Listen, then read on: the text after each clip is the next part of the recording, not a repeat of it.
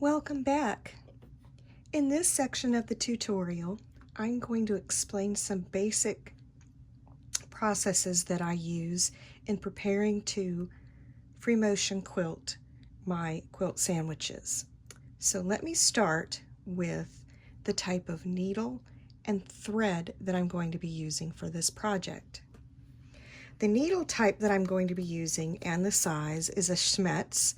This is a ballpoint needle, not a Microtex or a Sharp. It's a ballpoint. And the reason for that is the ballpoint, when it makes it stitch, if you'll look at my fingers here, instead of piercing through the fiber of the fabric, it's going to cause the fabric to separate and go down into the quilt sandwich this way instead of damaging the fibers of the fabric. And the reason why I choose this is because I'm working on vintage linens. Number one, it makes a beautiful stitch. And number two, it protects the fact that I may be working with fabrics that are a little threadbare, or for instance, in our project that we're working, the third vintage Christmas tree postcard is silk fabric. I want to use something that is a little bit more forgiving and won't damage those fibers. So that is why I use the ballpoint. I've been using it now for a good 5 years. I have quilted through anything and everything, including denim, using a ballpoint needle. For this particular project, I'm going to be using a 100 weight thread, and so I have chosen a size 12 for my machine, or an 80 depending on what type of machine you're using. I have a sit-down long arm. It's a Husqvarna Viking Platinum 16. So if you have a similar machine, you might want to take a look at your owner's manual and see if this needle size would work for you for a 100 weight thread. If you're on a domestic machine, you can also find size 12 needles very easily. I have one in my baby lock right now. It's also a Schmetz. You can order those. These size 12s I've only been able to find ordering through the Purple Daisy. I could probably do a Google search and find more options now as they're beginning to be more available, but that is where I ordered my original needles. Another point to understand with these needles is because they're ballpoints and they're not sharps, their tips are going to last longer. I go through less frequent changes. The rule of thumb is always every project or every other project, change out your needles. I can go a good, depending on how many projects I do, anywhere from 4 to 6 months before I need to change out a needle. So this is very economical for me. With other size weights of thread, you may also consider a size 14. Now, that being said, I know my machine very well and the way it makes stitches, and I have been very comfortable using this size 12 with Superior's Bottom Line, Invisifil 100, Isacord 40, any of the silk 100 weight threads. I've also used very successfully with no issues whatsoever. I've also had great success with Floriani embroidery thread. Now, again, because I know my machine, those work fine with the size 12. I like a size 12 because it gives me a smaller needle hole. However, with other types of threads, for instance, a 40 weight Superior Threads Magnifico, which is a wonderful thread to work with, gives me a little problem. It stitches well in one direction, and in another direction the thread doesn't lay down pretty. So I have to change to the size 14. The size 14 works beautifully with the Superior Threads Magnifico. So this is a process that you have to learn with your machine. the manufacturers and the thread manufacturers will all give you guidelines of what they recommend to use for their needles, but play around. Sometimes you'll find something that works that you're more satisfied with. That's my tip for the needles. The thread that I'm going to be using for this project is Superior Threads Micro Quilter. It's a 7001 is the number. It's more of an antique looking white, and this vintage damask is a little bit more on the brighter white side, but I promise you, once this 100 weight thread melts into the fabric, you're not going to be able to tell the difference. This is my go-to for most of my vintage pieces. Invisifil also makes a wonderful product. Sometimes I find it hard to find unless I special order it, and I have just kind of gone to Micro Quilter, but Invisifil is also another product that I use a lot for these projects on the top and in the bobbin. So in this particular project, yes, in the top and in the bobbin, I'm going to be using this Micro Quilter 100 weight thread. The next tip that I want to give to you is preparing your surface to quilt so that you have very little friction, if none. Now, my table comes with a mat that is very smooth. Many of you use sliding mats on your domestics and other machines. I'm a sit-down quilter. Long armers don't have to worry about this, but I use a product, I've been using it again over 5 years now. Even though I have a smooth surface, this will eventually obtain scratches, especially if you're using pin basting.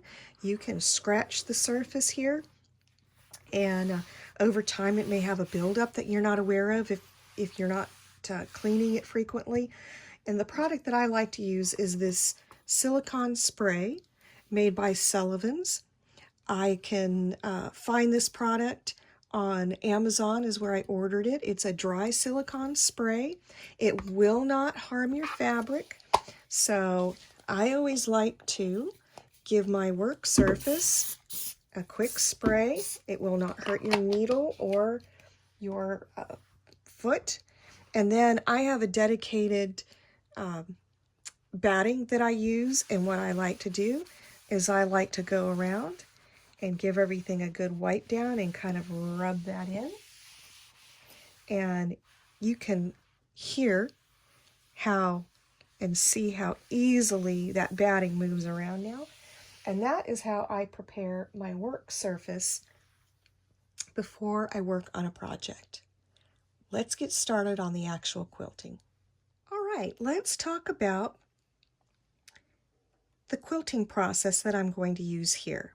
As discussed in the previous section of this tutorial, I'm planning on making 2 postcards out of this piece of fabric, and I've already given myself some guidelines. So the first thing that I want to do is I want to put in a basting or stay stitch, whatever you'd like to call it. It's going to be removed later around the perimeters of each one of these postcards. That is going to solidly lock in place this quilt sandwich for me so that I can work. One thing that I would like to point out to you, I don't know that if you can see it, it's really barely visible. There is a little blemish here where a piece of the fiber of the fabric has been pulled up, and I'm not going to bother cutting that. I'm going to leave it as is because I'm going to be doing some quilting that's going to quilt right on over that, and you won't even notice that it's there. So don't worry about little blemishes like this in particular if you're going to be doing some elaborate or dense quilting on these pieces. It gives it character, and I like that. So I've already done my tension test. Another tip is maybe make your project a little bit bigger like I have, because this will give you an area to do any tension checks if you have to break thread. If you run out of bobbin thread or anything like that that requires a tension check, that is a good place to work. So let me go ahead and drop my thread, and I will probably speed this up in the video for time's sake. I do not normally quilt very fast. I have my machine set on an 18% for speed. I am not a speed demon. I use the sound and rhythm of my machine to make really nice stitches, since I'm doing this manually and not on a long arm. So over the years, I'm going to start making them bigger now. I have learned the rhythm of my machine to keep very uniform stitches.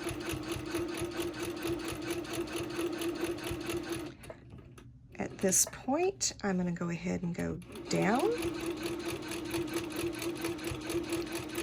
I'm just going to start making really big stitch length. I just want a big stitch length. With this damask, you might find it to be slippery. I may switch to another glove here. I do have my glove of choice for giving me a little bit more grip on my fabric. Come all the way down and lock that in place. And then you can go across. This is just the way I like to make sure that I have everything down. Now when I get here, I'm going to go ahead and turn my fabric. At the corner here, I've turned my fabric so that I can come straight at myself, making nice big stitches.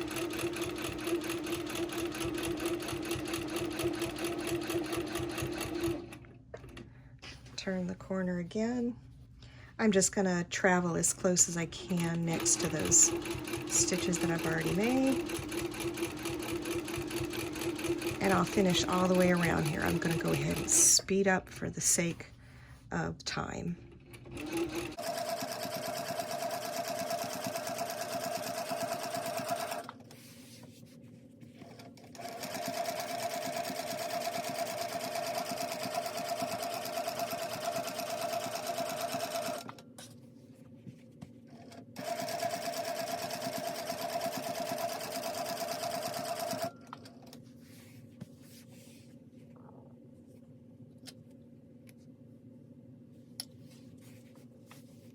This concludes the preparation process for this vintage Christmas tree postcard tutorial. The next section will focus on the free motion quilting. Please come back and join me. Welcome back. Thank you for joining me in this next section of the vintage Christmas tree postcard tutorial. The focus of this section will be free motion quilting these postcards that I have prepared, this quilt sandwich. One will be a more fanciful and fun type of design that I'm going to be doing. I think most of you that have skills with feathers will enjoy this right here. This would also be great to practice this technique for those of you who are beginners that are ready to move towards feather work. This section right here on the right, I am going to dedicate to some grid work. Very simple. I want to show beginners that you can take a very simple grid design, apply it to this project, and with some embellishments, make it just as fanciful with a more less is more approach. So let's move on to the fanciful part, which, you know, you can make it as fancy or as simple and basic as you want. Beginners can also use this method.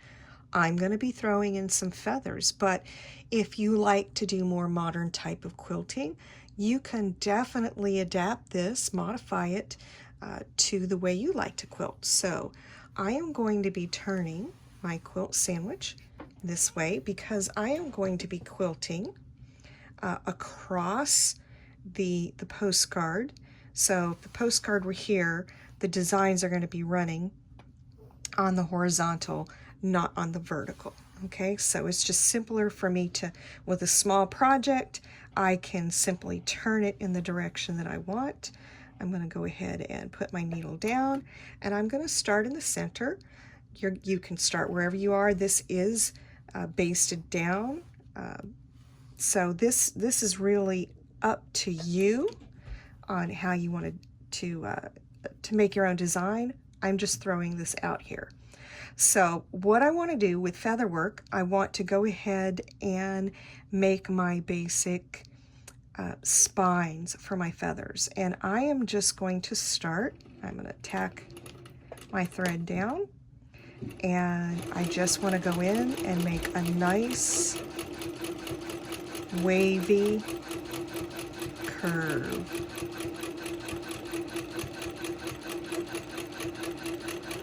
Very simple, just a nice S curve, okay? Then I'm going to come down a little bit more. Just going to travel down the side in between both postcards and find me an area. And I'm going to begin again. I'm going to start out with an S curve. And now I'm going to kind of go up, and I'm going to playfully put in a C curve. I'm gonna add a puff head. I'm gonna come out of that, travel down, and right about here, S curve my way out again. All right, so I've made 2 passes. I'm going to go ahead and make a 3rd pass. Let me trim these threads out of the way here. And I'm going to come up towards the top section of the postcard.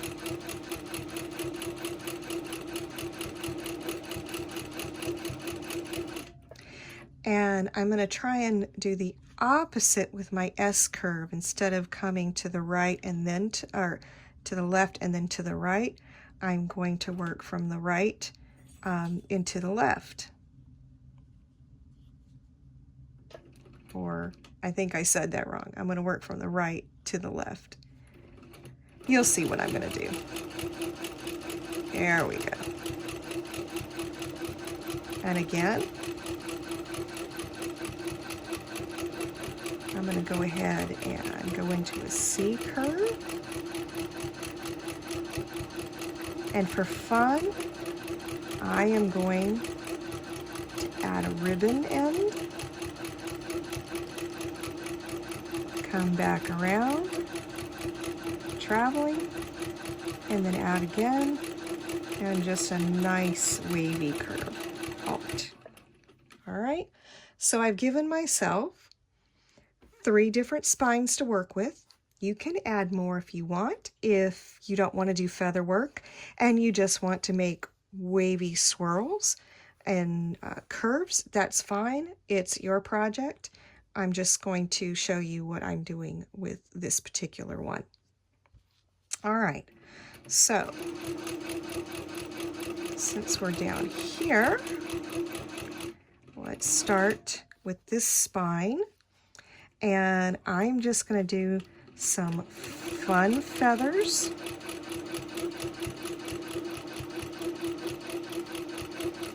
These will be more hump and bump.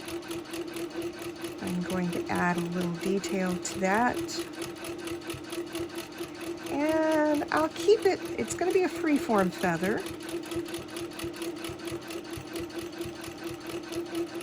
I'm going to use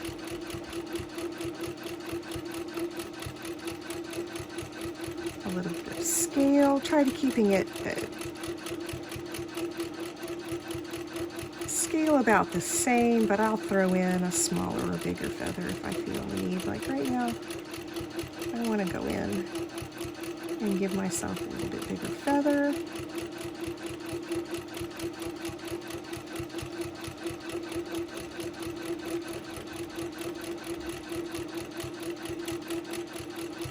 smaller one. I'm going to do a really surround feather around that one.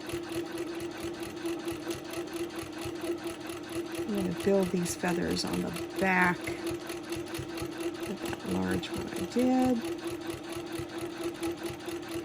It's fun, just play with this, because when we're done, that raw edge applique is going to be applied on top of our work. So I am just stacking and building and trying to keep the scale about the same. I'm going to throw in another big feather there.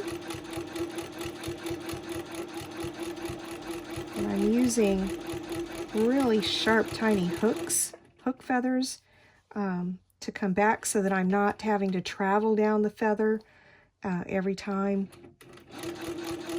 that I come back towards the spine. I'm going to go ahead and stack again. And remember, what you do in the center feather motif that you're working on is going to affect those outer ones as well. So if you take up a lot of space, you're not leaving a lot of room to play with those feathers or whatever you design on either side of this motif. So keep that in mind when you're quilting your scale.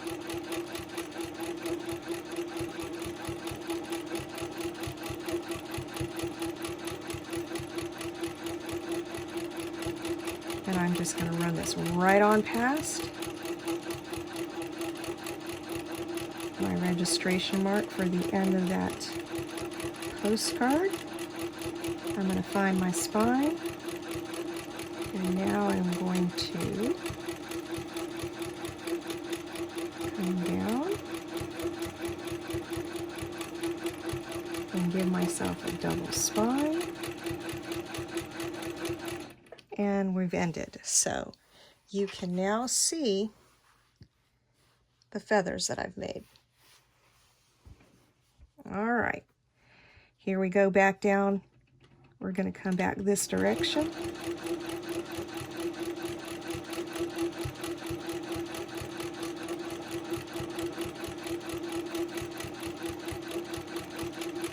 And you can make these feathers as fanciful as you want.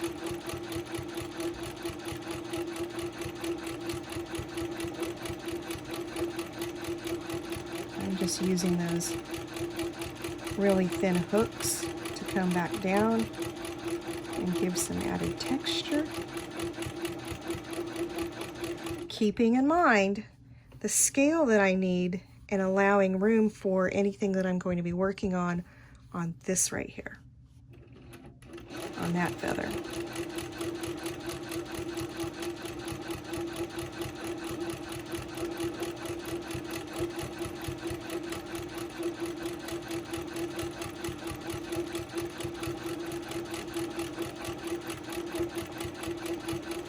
I'll also show you when we're working on either side, since this is my main feather, how I achieve the look of the feathers going in and out and under each other.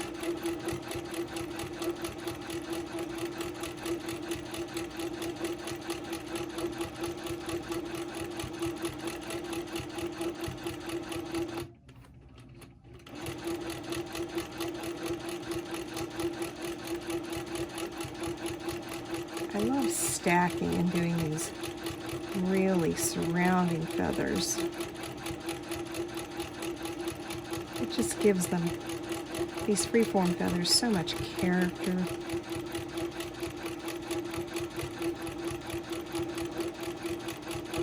Doing a bigger hook there.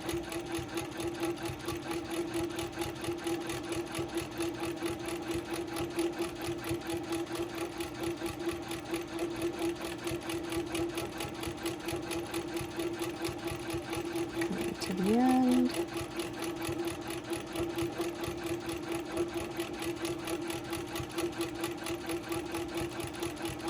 past our registration mark. And we're done. So, which way do we go? Well, since this feather's coming this way and this feather's going back away from me, I'm going to work on this feather right here. So I'm going to go past my registration mark. I'm going to go back this way. And it's much easier if you start working on the side of the feather where there's an inside curve. So if you see here, there's an inside curve here. I'm going to be working to the left of this feather spine, all right? So that'll kind of give you the methodology there.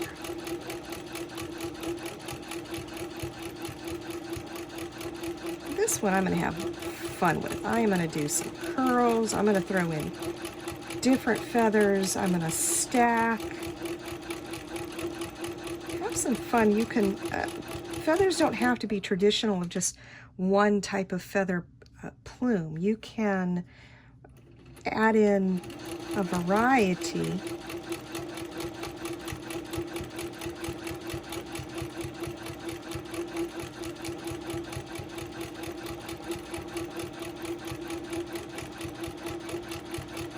So I've done 2 or 3 different kinds there. Now I'm going to make a bigger one, and I'm going to throw in that same ribbon tip on it. Come back out, touch there. And now I'm going to do small again, and I'm going to stack.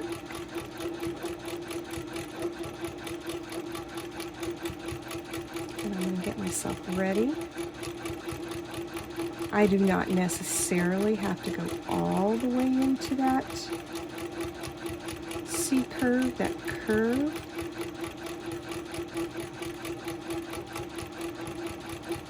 In fact, I'm going to leave it open because it looks more like a ribbon there.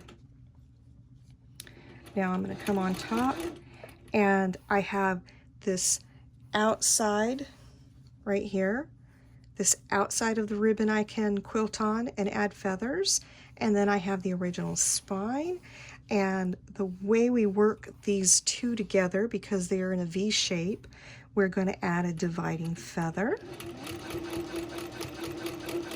So it's a feather that can be used by both sides. I'm going to surround this dividing feather with a little puff head. And now I'm going to just stack very small feathers, one on top of the other practically. And I'm going to gradate them down in size. And then I'm going to come away, travel out, and then back up the spine.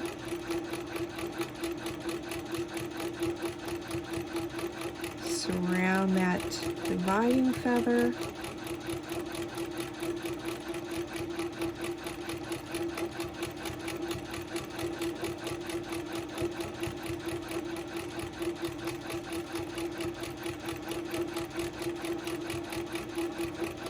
And then stack some feathers on the way out to the edge of the postcard.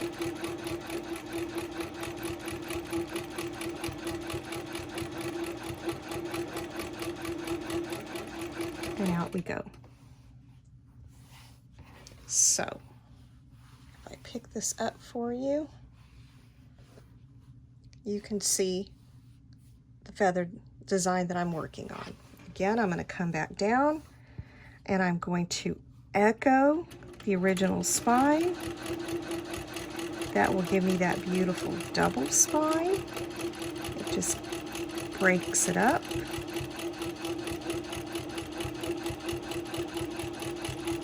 Going to massage or pinch it off there at the end.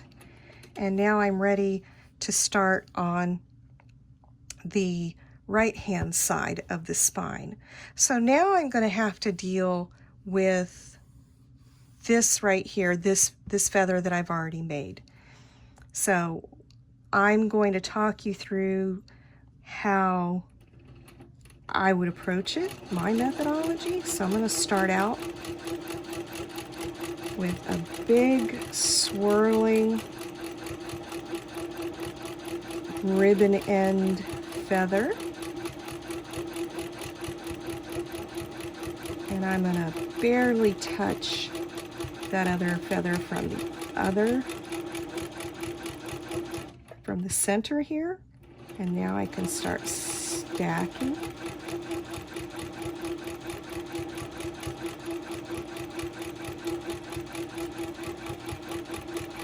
As you can tell, I do not quilt fast.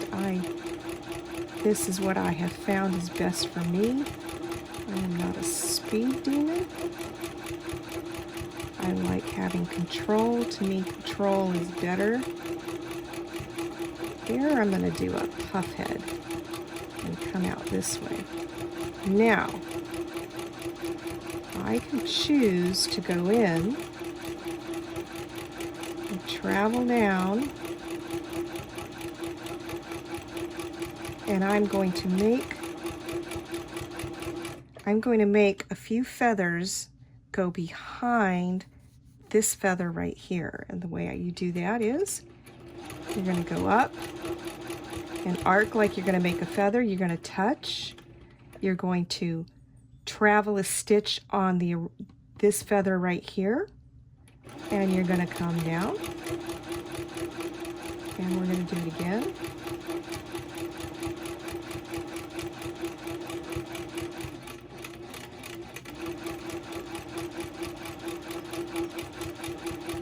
And that is how you get these feathers to look like they're going behind another set. And now I'm going to come out, I'm going to make a smaller feather, and we'll stack again. And here I've got enough room. I'm going to throw in a nice, great big ribbon feather again.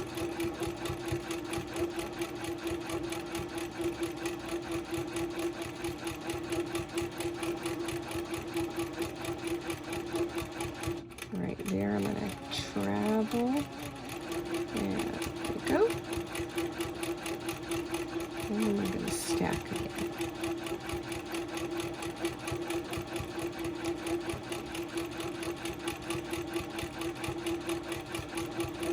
And out the side of the postcard.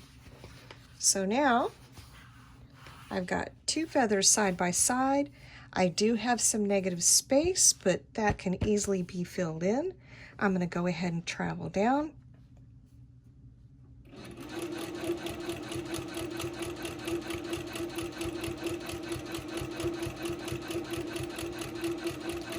And this feather is going to have more puff heads, because that's what I finished off right here.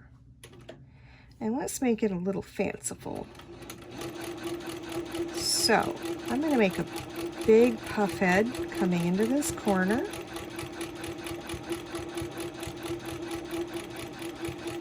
These are a little miniature on the miniature side.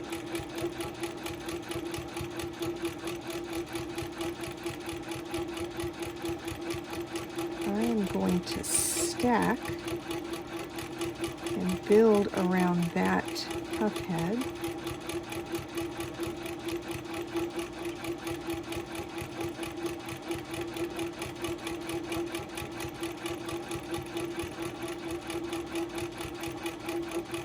It's a great way to reach out and fill up space.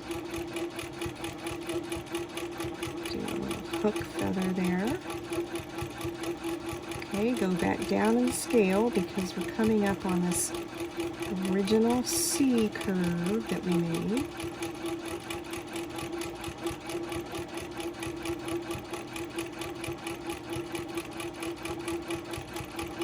And I'm not going to fill all the way around that one on the inside either. I am going to make these feathers smaller in scale.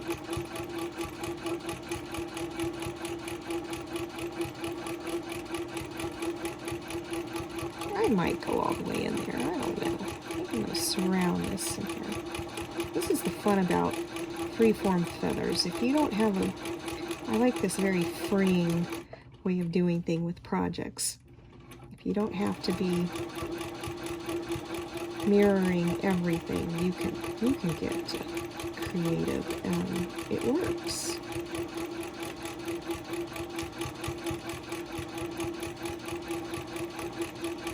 There, I went ahead and filled that in.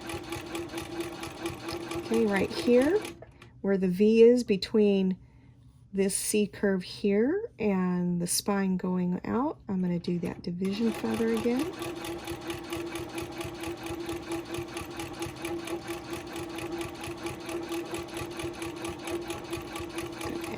Puff head in there, and stack.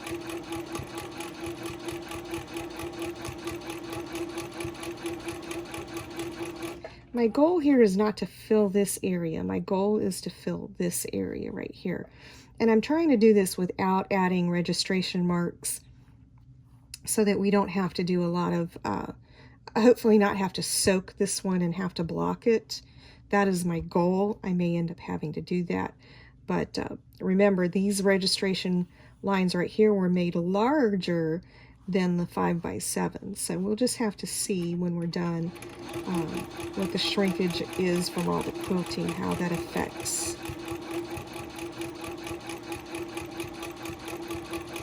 the finished project if we have to soak it for those, removing those registration marks. Alright, nice little Q-tip end feather, and we're going to travel back, catch that division feather, and now this one I want to hide. Instead of like over here, I made those two touch one another after the division feather when I went the separate directions. This one I'm going to hide my feather. So same process as I showed you before. You're going to make your curve like you're doing a feather, travel on the other feather, come around. Now I can do that big sweeping puff head and stack on the puff head.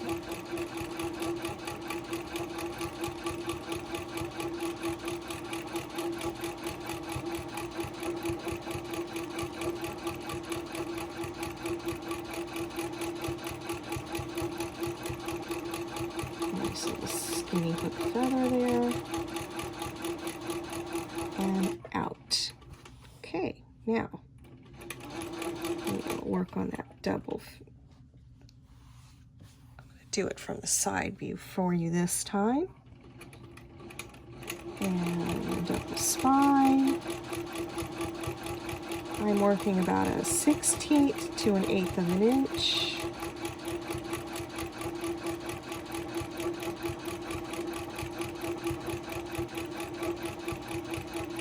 And out. And now, let's see, which is the best view? I think you'll have a better view this way.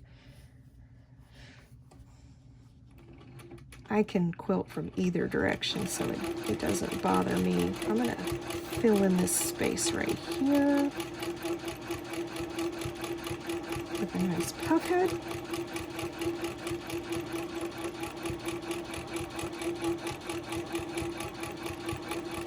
Start stacking. And bring this one around. I think it's going to hide underneath that feather.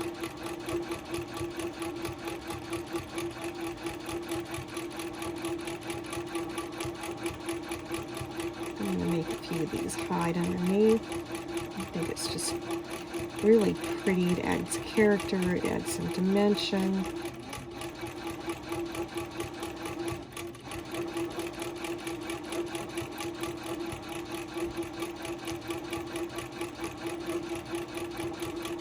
It certainly eats up space easily.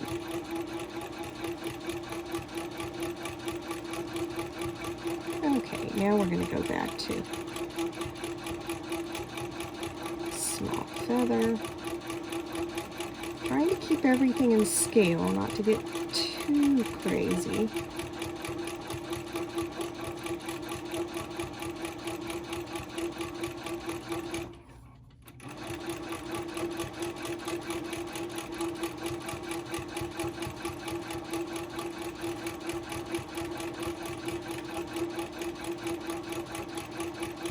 And then I'm going to hide some feathers. These last two are going to be hidden feathers.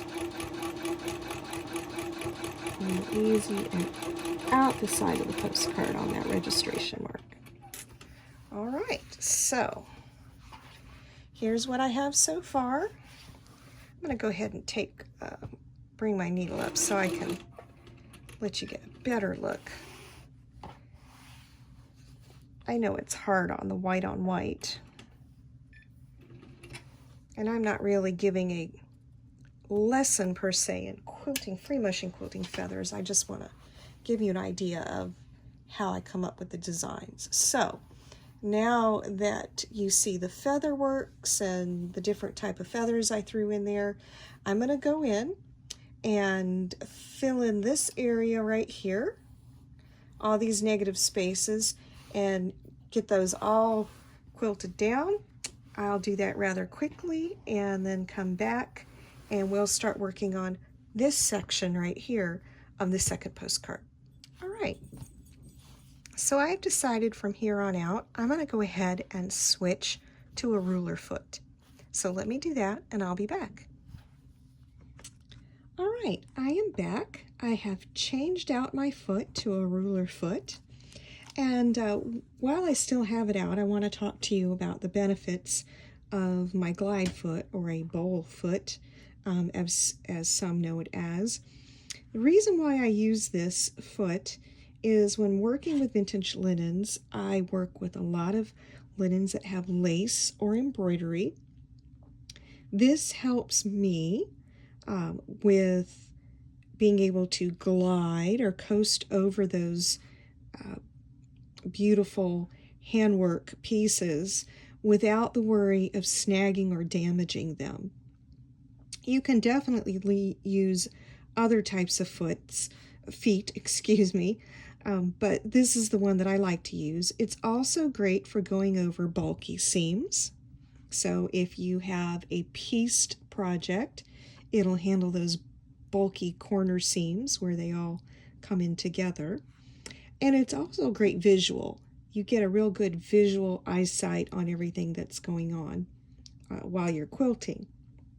Now, for those of you that have domestic machines, you may have this available, or a version available to you with your machine. You may want to contact your dealer and look at what accessories are available. There are some generic out there that you can find that might fit your machine. There is also an echo foot. An echo foot is a larger disc. Some of them do have a little rise at the edge, which will provide you with a similar effect. So if you don't have a bowl foot, and this is the original glide foot, the glide foot 2 is a little bit bigger and doesn't have as deep of a bowl to it, but you might be able to find something comparable if that's something that you wish. But I'm changing, or I have changed, to a ruler foot because I'm going to be doing some ruler work, and that ruler work is going to be for both sides of this vintage Christmas postcard project. I'm going to be adding in some fill work on some areas that don't have quilting, and on this side I'm going to be doing some grid work. So as I left it, I had gone back and I echoed around this edge of the feather so that that would give me a little point, a little area that I could take my quilting to and back without disturbing any of the feather work. So I have this section here at the bottom of the postcard and this little section which may be cut off later, but definitely this little section here that needs some quilting down. I did go in and do some circle or some pebble work here, but I really do want to kind of tie in a little bit there of the postcard with both of this this linear work. So what I am going to be using, this is my ruler. It is a palm-sized 5-inch ruler that fits the size of my hand. It has these locking places where you can actually line up and lock your ruler foot in so you don't have the tendency to wobble or take a bad stitch. What I like about this ruler is, especially with small projects, it's a lot easier for me to handle and have control over, which I've told you, control is #1 for me. Also, it's small enough to handle on your domestic machine. Now, I've got a pretty good piece of a workspace. I could use a 9-inch ruler if I wanted to, and I do have them. But on a domestic machine, the bed of your machine, unless you have a table set up that fits into your machine or your machine is set down into a table, you lose some of the balance, some of the room that you can lay your ruler down on. Now for long armors, you're going to have a different setup. I believe it's a ruler table, if I remember my terminology, and if I have that wrong, a ruler base that you have available for your ruler work. So what I'm going to do is I just want to do some repetitive matchsticks, maybe every 1/8 of an inch or so. So I am going to start, and this is how I like to do it, at the outside of my registration mark, so that gives me a little playroom before I have to be more accurate. Now you can, with a small space like this, you could definitely go in and draw yourself some registration marks like every 1/2 inch apart and then do freehand. That's completely up to you. I'm trying to avoid having to soak and remove these registration marks. I'm hoping most of this will be cut away when it's time to square up my postcard. So that's the reason why I haven't done it that way. But you can freehand it absolutely. So I'm just going to get started here. And I have found this method easier for me. Instead of traveling over, I just come straight back down. And I do my traveling on the outside of my registration mark. Okay? So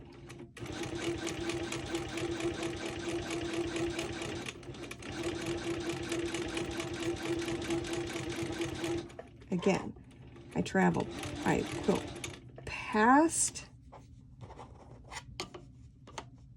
my registration mark.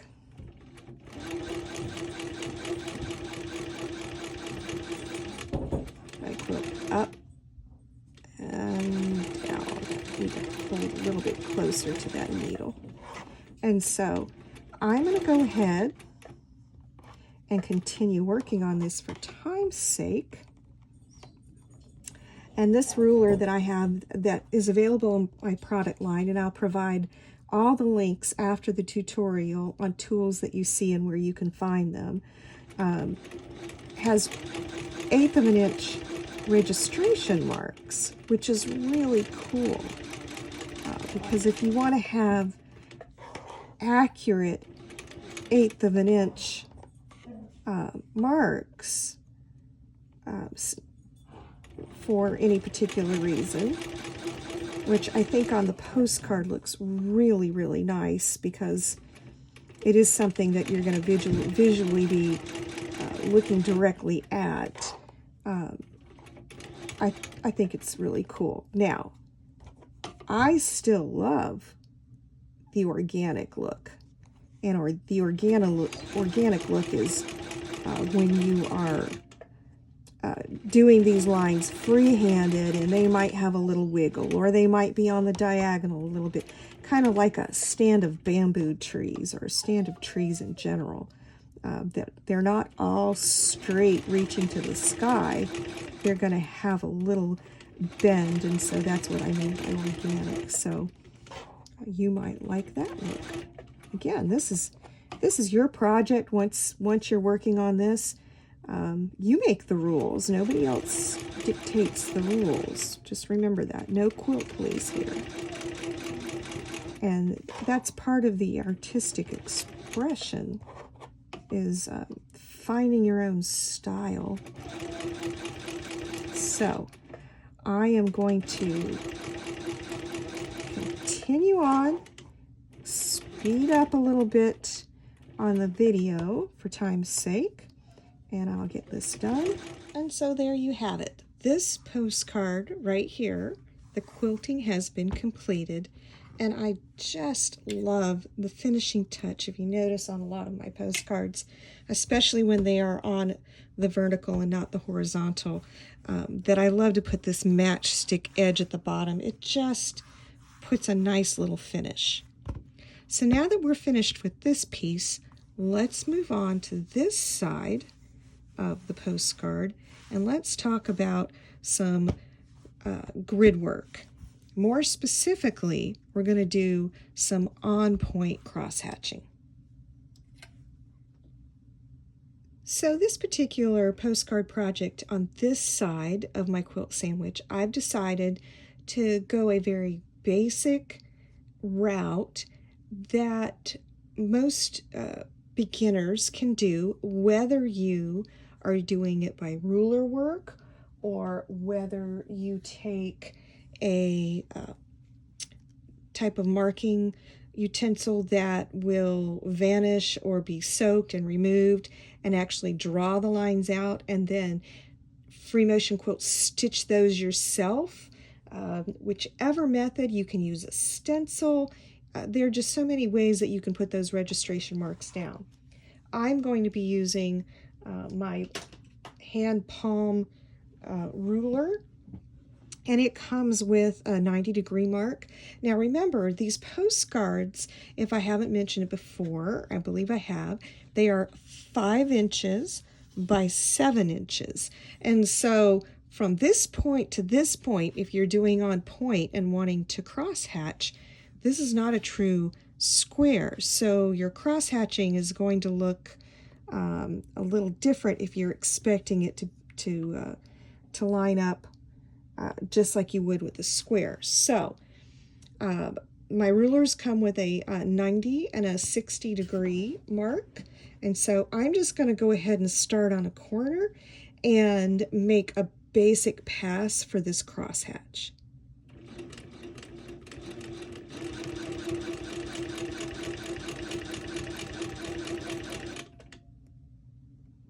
And make sure that you keep that line lined up, because that's going to be my point of reference. And so, just like in basic ruler work, I'm going to move down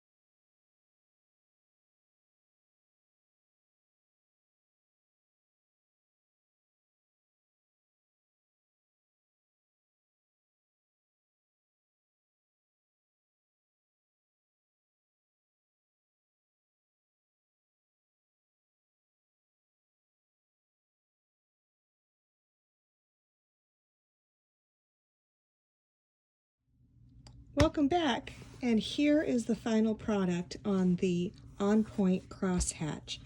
I failed to mention that this does not have to be free motion quilted. This could easily be done on a domestic machine using a walking foot or whichever way that you prefer to do your crosshatching. So now that we're finished with the quilting part, let's move on to the next section of this tutorial, which will be cutting and squaring off our work, putting a stay stitch around each postcard, and applying the applique, the raw edge applique that has the ultra heavy duty heat and bond on it. I'll see you back in a moment.